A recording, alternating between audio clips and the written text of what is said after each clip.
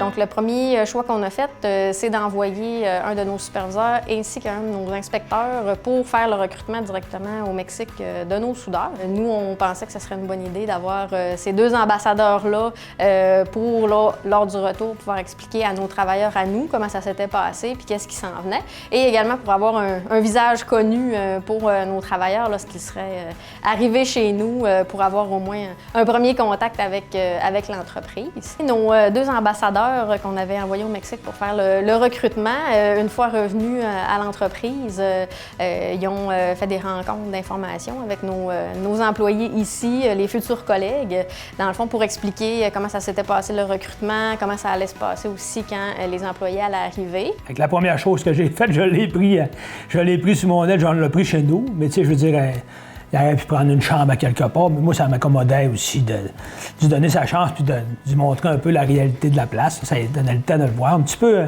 je l'ai pris un petit peu comme mon garçon, même s'il n'a pas l'âge de mon garçon, mais on a eu du fun.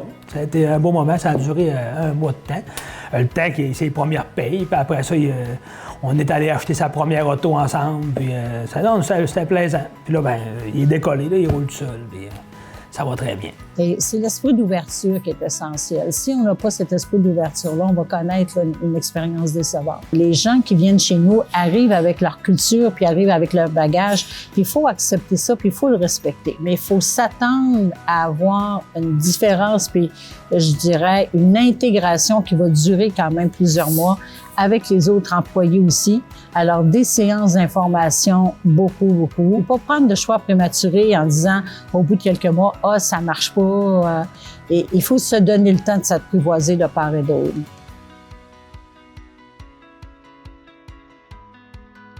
À chaque fois qu'une personne arrive, elle arrive avec un potentiel économique aussi de vivre dans le milieu, puis elle arrive aussi avec tout son bagage d'expérience.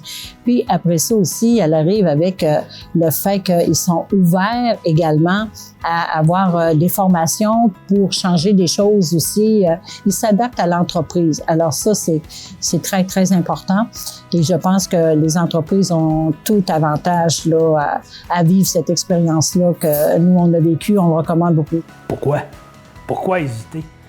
Je veux dire, ça peut juste être une belle aventure. Puis à date, moi, ce que j'entends de tout le monde qui en engage autour de moi, puis je connais beaucoup de personnes, c'est juste du positif.